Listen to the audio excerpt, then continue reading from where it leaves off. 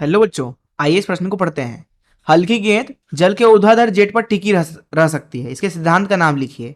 आइए इस प्रश्न की मुख्य अवधारणा की चर्चा करें। मुख्य अवधारणा, यहाँ पे मैं एक आपको सिद्धांत बताना चाहता हूं, बर्नौली का सिद्धांत, जो कि है तरल के प्रवाह के लिए। तरल के प्रवाह के लिए जो बर्नौली का सिद्धांत होता है, उसके अनुसार दाब ऊर्जा प्रति एकांक आयतन धन गुरुत्व स्थिति ऊर्जा प्रति एकांक आयतन धन गतिज ऊर्जा प्रति एकांक आयतन का जो योग होता है वो दरअसल नियतांक के बराबर होता है। मान लीजिए के बराबर। पी है दाब, यहाँ पे रो है उस प्रवाह होने वाले तरल का घनत्व, एच जो है वो है उसका प्रवाह के साथ धरातल से ऊंचाई, और वी जो है उसका वेग है, जिस वेग से वो प्रवाहित हो रहा है। यहाँ पे ये समीकरण लिखा जाता है आदर्श स्थिति के लिए, अर्थात उस तरल के लिए जिसके अंदर घर्षण ना हो। अगर हम मान ली कि जो एच है वो नियत है, एच एक नियतांक के बराबर है, तो हम बोल सकते हैं यहाँ पे कि जो पी धन 1/2 रो वी का वर्ग का जो योग होगा वो भी नियतांक के बराबर होगा, जिसको हम एक नया नियतांक नाम दे देते हैं के डैश। तो यहां से आप देख सकते हैं कि उस जगह पे जहां पे प्रवाह की जो गति होगी वो ज्यादा होगी तरल की, वहां पे दाब को कम होना पड़ेगा।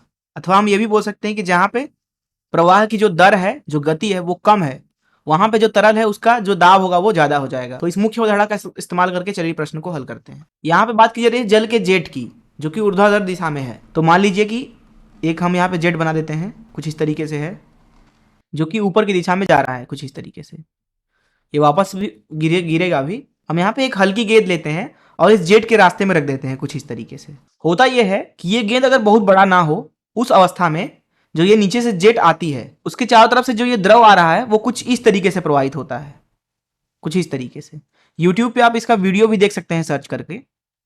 कुछ इस तरीके से यहाँ पे द्रव जो है वो प्रवाहित हो जाता है और फिर वापस से उड़ के नीचे गिर जाता है द्रव कुछ इस तरीके से। अब यहाँ पे एक चीज समझिए कि जो ये वाटर जेट है, जो ये पानी का जेट है, उसकी गति ज्यादा होती है। उसकी वजह से होता यह है कि यहाँ पे जो दाब है, क्योंकि यहाँ पे गति ज्यादा है इसलिए यहाँ का जो दाब है वो कम हो जाता है, लेकिन बाहर का जो दाब है पी नॉट अर्थात वातावरणीय दाब, वो तो उतना ही रहेगा।